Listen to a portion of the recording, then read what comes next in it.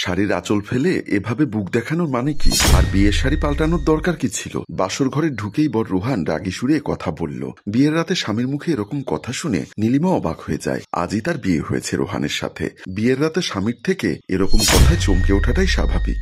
সন্ধ্যার কিছু পরে সেই বাসায় এসেছে। তখন থেকে একটা রুমে একাই বসে আছে। রোহানের আসার নাম গন্ধ নেই। মাঝে কয়েকবার অবশ্য এবাড়ির লোকজন এসেছে। নানা জনে নানা কথাও বলছে। রোহানের বোন কিছুক্ষণ আগে এসে বলে গিয়েছিলেন শাড়ি পাল্টে সাধারণ শাড়ি পরতে। সে কথা মতোই নীলিমা শাড়ি পাল্টেছে। নীলিমা নিচে নেমে এসে আমতা আমতা করে বলল, আপু একটু আগে বলেছিলেন শাড়ি পাল্টাতে, এজন্য। রোহান এবারও রাগী গলায় বলল, বিয়ে তো আপু করেনি যে আপুর কথায় সব চলবে। নীলিমা এবার অবাক হয়ে যায়। কি বলবে বুঝতে পারে না। বাসরাত নিয়ে প্রত্যেকটা মেয়েরই স্বপ্ন থাকে। নীলিমার মনে হতে থাকে তার স্বপ্ন ধূলিসাৎ হয়ে যাবে। তার বাবা জোর করেই তাকে এই বিয়েতে বাধ্য করেছে। সেদিন, দেখ নীলিমা, যা বলছি সেটাই ফাইনাল। বাবা, রোহানরা ধনী, সে তুলনায় আমাদের কিছুই নেই। চুপ কর। তারপরও তো ওদের পরিবার এই বিয়েতে রাজি। বাবা, এর কারণ হচ্ছে রোহানের প্রথম স্ত্রী মারা গেছে। আমি তার দ্বিতীয় স্ত্রী হতে যাচ্ছি। আমি কখনোই এই বিয়েটা করতে পারবো না। বয়স তো বাড়ছেই। আর কতকাল বাপেরটা খাবি? এবার জামাইয়েরটা খেয়ে বাপকে একটু নিস্তার দে। নীলিমা একটু চুপ থেকে আবারও বাবাকে বলল, বাবা, আমি কি এমন করেছি যে আমার থেকে নিস্তার চাচ্ছ? মেয়ে বড় হলে বিয়ে করবে, এটাই স্বাভাবিক। তুই রাজি হবি না কেন? হ্যাঁ, এজন্য আমার চেয়ে বয়সে বড় একজনের দ্বিতীয় স্ত্রী হিসাবে তার কাছে পাঠিয়ে নিস্তার পেতে চাচ্ছ তো? ঠিক আছে, আমি বিয়েই করব। নিস্তার দেব তোমাদের, মনে থাকে যেন। বলে বাবা রুম থেকে বের হয়ে যায়। এরপর নীলিমার সাথে বিয়ে হয় রোহানের। বিয়ের প্রথম রাতেই নীলিমা বুঝতে পারে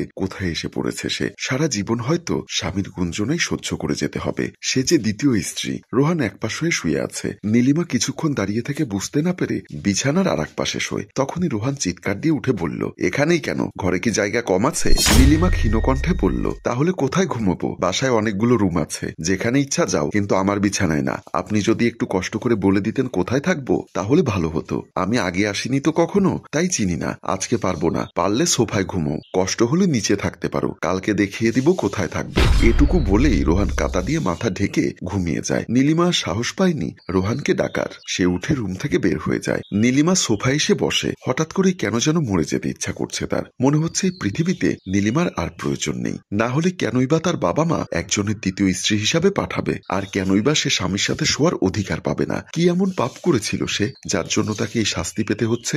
নীলিমা নিজেকে আর আটকে রাখতে পারে না। শত চেষ্টায়ও যেন চোখের জল বাদ দিতে পারছে না। গাল বেয়ে গড়িয়ে পড়া পানি নীলিমার শাড়ি পর্যন্ত ভিজিয়ে দিচ্ছে। সারা রাত বেলকনিতে দাঁড়িয়ে কাটিয়ে দেয় নীলিমা। বারান্দার গ্রিল ধরে সারা রাত যত চোখের পানি ফেলেছে, এত পানি মনে হয় সারা জীবনেও ফেলেনি। তবু কাউকে অভিশাপ দেয়নি সে। নিজের ইচ্ছার বিরুদ্ধে বিয়ে দেওয়ার জন্য বাবা মাকেও না, বিয়ের প্রথম রাতে রূঢ় আচরণ করা স্বামীকেও না, বরং কায়মনোবাক্যে প্রার্থনা করেছে যাতে সৃষ্টিকর্তা তার জীবনটাই কেড়ে নেন। এভাবে বেঁচে থাকার চেয়ে নিজের স্বপ্নগুলো বিসর্জন দিয়ে জগতের মায়া ত্যাগ করে মরে যাওয়াও ভালো। এভাবে কখন যে রাত কেটে যায় নীলিমা টেরও পায় না। ফজরের আজান শুনে বুঝতে পারে সে। সেখান থেকে সে চলে আসে। নীলিমা অজু করে নামাজ পড়ে এসে বেলকনিতে দাঁড়িয়ে থাকে আবারও। রোহান একটু পরে সে নীলিমাকে দেখে বলল, সকাল সকাল এভাবে বেলকনিতে দাঁড়িয়ে থেকে নিজেকে সবার সামনে দেখানোর মানে কি? আমার ঘরে কি জায়গা দেয়নি নাকি যে বেলকনিতে এসে নিজেকে এভাবে প্রদর্শন করতে হবে? নীলিমার বেশ বলতে ইচ্ছা করছে, স্বামীর বিছানায় শোয়ার অধিকার দেননি মানেই তো ঘরে থাকার জায়গা দেননি, কিন্তু আর বলে না। না জানি এটা শুনে রোহান আরো কি করবে। নীলিমাকে চুপ করে থাকতে দেখে রোহান আরো জোরে বলল, একবার বললাম, কথা কানে যায় না? নীলিমা আর কিছু না বলে রুমের দিকে চলে আসে। রোহানের মা রান্নাঘরে কাজ করছে। তখনই নীলিমা সেখানে গিয়ে বলল, মা, আমি সাহায্য করি। তার শাশুড়িমা ঘুরে তাকিয়ে বলল, না না মা, আমি করছি। রাতে তোমার কোনো সমস্যা হয়নি তো? নীলিমা একবার ভাবলো, যে ছেলে তার স্ত্রীকে নিজের সাথে থাকতে দেয় না, তার সাথে সমস্যা কি হবে? কিন্তু সেরকম কিছু না বলে হাসি মুখেই বলল, না মা, কোনো সমস্যা হয়নি। রোহানের মা একটু সন্দেহের দৃষ্টিতেই তাকালেন যেন। মনে হয় আশা করেছিলেন নীলিমা একগাদা সমস্যার কথা বলবে। সেরকম কিছু না হয় একটু অবাকই হয়েছেন, কিন্তু সেজন্য কিছু বললেন না। আচ্ছা তুমি যাও মা, আমি নাস্তা নিয়ে আসছি। মা, আমিও আপনাকে সাহায্য করি, তাহলে তাড়াতাড়ি হয়ে যাবে। রোহানের মা এবার হাসি মুখে সাই দিয়ে বলল, তোমার সাথে আর পারলাম না। ঠিক আছে, এসো তাহলে। নীলিমা বলল, মা, উনি কি পছন্দ করে কিছুই তো জানি না। সকালে নাস্তা খান কখন? রোহানের কথা বলছো তো? ও সকালে এক কাপ কফি খায়, এরপর নাস্তা খেয়ে অফিসে চলে যায় 8টার মধ্যে। এখন কি তাহলে কফি দিব?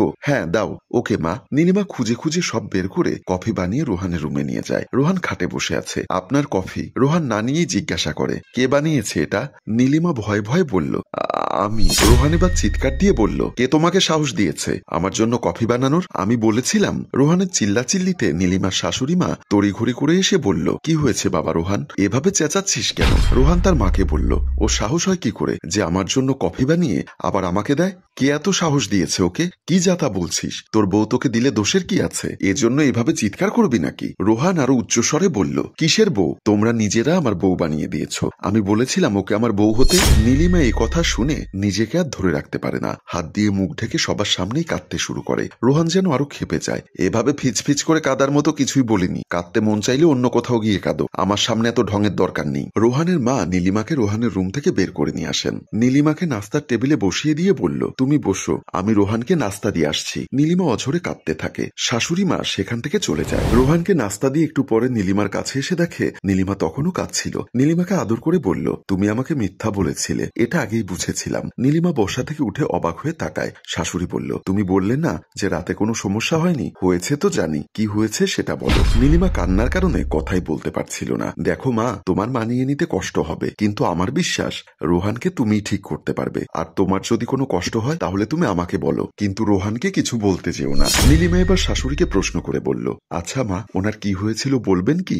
আমি আসলে হুট করেই বিয়েটা করে ফেলেছি, কোনো প্রকার প্রস্তুতি ছাড়াই, তাই তেমন কিছু জানি না। হ্যাঁ অবশ্যই, স্ত্রী হিসাবে তোমার তো অবশ্যই জানা উচিত। রোহানের মা নীলিমাকে পাশে বসিয়ে বলতে শুরু করলেন, রোহান আগে কতটা খারাপ ছিল তুমি কল্পনাও করতে পারবে না। ভাবতে পারো মা কেন তার ছেলেকে খারাপ বলবে, কিন্তু এটাই সত্যি। রোহান আগে মাদকাসক্ত ছিল, নিজের গ্যাং ছিল, খারাপ ছেলেদের সাথে ওঠা বসা ছিল, বিভিন্ন অপরাধে কয়েকবার থানা পর্যন্ত গেছে। তোমার বাবার ক্ষমতায় হয়তো ওকে বের করে এনেছি, কিন্তু ও শুধরায়নি। তখন আমি আর তোমার শ্বশুর সিদ্ধান্ত নেই রোহানের বিয়ে দিয়ে দিব। রোহানের মা থেমে যায়। নীলিমা কৌতূহলী হয়ে শুনে বলল, তারপর? রোহানের মা আবার বলতে থাকেন, তারপর একটা মেয়ে দেখে রোহানের বিয়ে দেই। রোহানের সম্মতি ছিল না, কিন্তু আমরা এক প্রকার জোর করেই রোহানকে রাজি করাই। রোহানের সাথে বিয়ে হয় অনামিকার। আমরা ভেবেছিলাম রোহান বিয়ের পর অনামিকার সাথে ঝামেলা করবে, কিন্তু অনামিকা মেয়েটার হাতে জাদু ছিল মনে হয়। কিভাবে রোহানকে ঠিক করে ফেললো বুঝতেই পারিনি। 6 মাসের মধ্যে আমার বখাটে ছেলে মানুষ হয়ে যায়। তো ওনার কি হয়েছিল মা?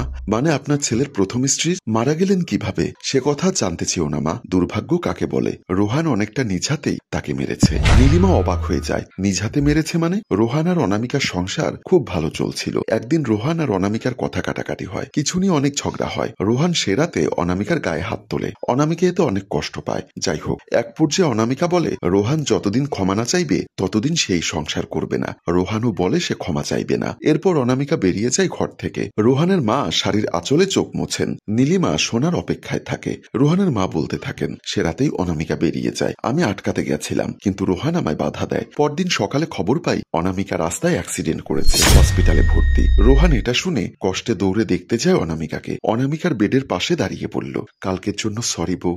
সরি তো আমি, আমার জন্যই এত কিছু হলো। ভুল কিছু করলে ক্ষমা করে দিও আমায়। রোহান একটু রেগে গিয়েই বলল, কি যাতা বলছো? ডাক্তার বলেছে তুমি সুস্থ হয়ে যাবে। ডাক্তারের কাজই তো আশ্বাস দেওয়া রোহান, তুমি আমায় ক্ষমা করে দিও। ভুল তো আমি করেছি অনামিকা, ক্ষমা তো আমার চাওয়ার কথা। অনামিকা মুচকি হেসে বলল, তার মানে কিছু মনে করনি তো? আরে না, দোষ তো আমার। অনামিকা হাসির পরিধি আরো বাড়িয়ে দেয়, শক্ত করে চেপে ধরে রোহানের হাত। তারপরে হঠাৎ অনামিকার মা থেমে যায়। অনামিকা মন্ত্রমুগ্ধের মতো শুনছিল, বুঝতে পারে মায়ের কষ্ট হচ্ছে বলতে, জোর করে না। রোহানের মা একটু থেমে আবার বলল, তারপর? রোহানের হাত ধরেই অনামিকা বমি করে দেয়, রক্ত বমি। তারপর সে নিস্তেজ হয়ে যায়। দ্রুতই ডাক্তার এসে সব চেক করে, তারপর বলল, আসলে রুগী আর নেই। রোহান কেঁদে উঠে চিৎকার দিয়ে। সেদিন রোহানের হাত ধরেই অনামিকা চলে যায় ওপারে। নীলিমারও কষ্ট হতে থাকে। ছেলেবেলায় তার দাদির মৃত্যু দেখেছিল, কি ভয়ঙ্কর সেই মৃত্যু। পুরো বাড়িকে কান্নাপুরি বানিয়ে দিয়েছিল দাদির মৃত্যু। ছোট্ট রোহানের মনে সেটা ভালোভাবেই আঁচড় কাটে। মা বলল, এরপর থেকেই রোহান কেমন যেন বদলে গেছে। প্রথম কয়েকদিন কারোর সাথে কথা বলতো না, একদম একা একা থাকতো, অফিসে যেত না, কোনো কাজ করতো না, সারাক্ষণ নিজের রুমে বসে থাকতো। কখনো অনামিকার ওড়না নিয়ে, কখনো জামা নিয়ে, কখনো বা অন্য কিছু নিয়ে। এরপর আমাদের জোড়াজুড়িতে একটু স্বাভাবিক হয়, অফিসে যাওয়া শুরু করে। কিন্তু অনামিকার স্মৃতি ভুলতে পারেনি কখনোই, এমনকি এখনো না। নীলিমা অনেকক্ষণ পর কথা বলল, জানি মা, যে মানুষটা ওনাকে স্বাভাবিক করেছে তার স্মৃতি ভোলা এত সহজ না। হ্যাঁ, কিন্তু গত কয়েকদিন ধরে রোহান আবার আগের মতো হয়ে যাচ্ছে, আবার মাদক নেওয়া শুরু করেছে, দেরি করে বাসায় আসে, আমাদের সাথে একদমই কথা বলে না। সব ঠিক হয়ে যাবে মা, দোয়া করি মা তোমাদের জন্য। রাতে রোহান বাসায় আসে, দেখেই বোঝা যায় নেশা করে এসেছে। নীলিমা রোহানের জন্য পানি নিয়ে যায়, পানি হাতে নেয়, কিন্তু কিছুই বলে না। এরপর আবার খাবার খেতে ডাকে। ভেবেছিলাম গালমন্দ করবে, কিন্তু তাও কিছু বলল না। খাবার খেতে উঠে বের হয়ে যায়। খাবার খেয়ে এসে দেখে নীলিমা খাটে শুয়ে আছে। রোহান তা দেখে বলল, কাল মানা করেছিলাম না এখানে শোয়ার জন্য? এরপরও এখানে এসেছো কোন সাহসে? কোথায় থাকবো সেটা তো বলে দেননি। সারাদিন ঘোড়ার ঘাস কেটেছো নাকি যে এখনো জানো না কোথায় থাকবে? না, জানি না, আপনি বলে দিন। রোহান হঠাৎ কেন যেন ক্ষিপ্ত হয়ে বলল, মুখে মুখে তর্ক করা আমি একদমই পছন্দ করি না। আমি তো আপনার সাথে তর্ক করছি না, আপনি একটা কাজ করতে নিষেধ করেছেন, তাই জানতে চাইছি কি করব। আপনি অযথাই ভুল বুঝছেন। আবার বলেই রোহান হঠাৎ করেই এগিয়ে এসে নীলিমার গালে সজোরে চর বসিয়ে দেয়। নীলিমা এরকম কিছুর জন্য প্রস্তুত ছিল না। গালে হাত দিয়ে নিজেকে সামলে ভয়ে ভয়ে রোহানের দিকে তাকায়। কিছু বুঝে ওঠার আগেই রোহান নীলিমাকে ধাক্কা দিয়ে ফ্লোরে ফেলে দেয়। রোহান হঠাৎ কেন এরকম করছে নীলিমা বুঝতে পারে না। উঠে দাঁড়ানোর আগেই রোহান নীলিমার চুলের মুঠি ধরে টেনে আবার গালে চর মারে। নীলিমা এবার আর নিজেকে আটকাতে পারে না, গলা দিয়ে আওয়াজ বের হয়ে যায়, মা, ও মা। রোহানের মা শুনতে পান, দ্রুত ছুটে আসেন রুমে। মা রোহানের কাছ থেকে নীলিমাকে ছাড়িয়ে নিয়ে বলল, রোহান তুই কি পাগল হলি নাকি? কি সব করছিস? মেয়েটাকে এভাবে মারছিস কেন? এসবের মানে কি? হ্যাঁ? রোহান চিৎকার দিয়ে বলল, আবার বউ বউ করছো? বউ হয় মানে কি? তোমরা জোর করে বউ বানিয়ে দিয়েছো। আমি বলেছিলাম আমাকে ওর সাথে বিয়ে দিতে? কোথাকার কোন নষ্টা মেয়েকে আমার বউ বানিয়েছো, তাও আমাকে না বলেই। নীলিমা এসব কথা শুনে আরো জোরে জোরে কাঁদতে থাকে। আর এখানে একটি অভাগী মেয়ের সংসার দেখিয়ে আমাদের গল্প শেষ হয়। সম্মানিত ভিউয়ার্স, মেয়েটি কি পারবে তার স্বামীর সংসার করতে, নাকি এভাবে নির্যাতনের শিকার হতে হবে সবসময়? ছেলেটি কি ভালো পথে ফিরে আসবে? সবটা জানতে কমেন্ট করুন দ্বিতীয় পর্বের জন্য। গল্পটির ভাবনা ও পরিচালনায় হাশেম রাজু, চিত্রগ্রহণ শিহাব ও প্রযোজনায় মঞ্জুর মোর্শেদ মিউজিক প্লাস। ধন্যবাদ।